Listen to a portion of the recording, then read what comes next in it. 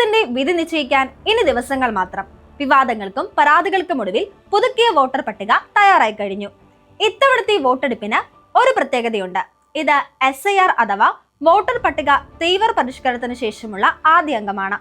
24 ലക്ഷം പേർ പുറത്താകുകയും 16 ലക്ഷത്തിലധികം പേർ തിരിച്ചെത്തുകയും ചെയ്ത ആ വലിയ പ്രക്രിയയ്ക്ക് ശേഷം ഇപ്പോൾ എത്ര വോട്ടർമാരുണ്ടെന്ന് നമുക്കൊന്ന് നോക്കാം. മാർച്ച് 13 കണക്ക് പ്രകാരം കേരളത്തിലുള്ളത് 2,71,11,856 വോട്ടർമാരാണ്.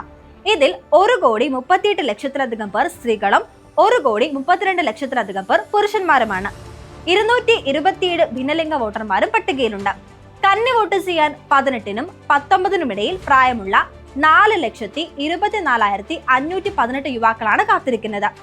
സംസ്ഥാനത്തുടനീളം 30,471 പോളിംഗ് ബൂത്തുകളും 41 വോട്ടെണ്ണൽ കേന്ദ്രങ്ങളും സജ്ജമായി കഴിഞ്ഞു. വോട്ടർ പട്ടിക പുതുക്കിയപ്പോൾ വലിയ രാഷ്ട്രീയ വിവാദങ്ങൾ നമ്മൾ കണ്ടു. മരിച്ചവരും വിദേശ പൗരത്വം എടുത്തവരും ഉൾപ്പെടെ 24,08,000 പേരെ ഒഴിവാക്കിയെങ്കിലും പൂരിപ്പിച്ച ഫോമിലെ പിഴവുകൾ കാരണം അർഹരായ പലരും പുറത്തായെന്ന് ആരോപണവും ഉയർന്നു. എന്നാൽ അദാലത്തുകൾ വഴി 16,69,000 പേർ പട്ടികയിൽ തിരിച്ചെത്തി. ഏകദേശം 2,72,00,000 ജനങ്ങൾ ഇത്തവണ വിധി തീരുമാനിക്കും. എന്നാൽ ഒരു വലിയ ആശങ്ക നിലനിൽക്കുന്നത് മലബാർ മേഖലയിലാണ്. 2.25 ലക്ഷത്തോളം പ്രവാസി വോട്ടർമാരാണ് നമുക്കുള്ളത്.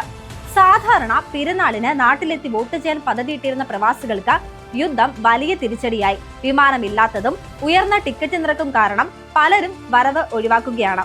ഇത് മലബാറിലെ പോളിംഗ് ശതമാനത്തെ ബാധിക്കുമോ എന്ന് കണ്ടു തന്നെ അറിയണം. 2.25 കോടി ജനങ്ങളുടെ ഈ വലിയ വിധി മെയ് 4 പുറത്തുവരും. LDF ഹാട്രിക് അടിക്കുമോ അതോ UDF അധികാരം പിടിക്കുമോ?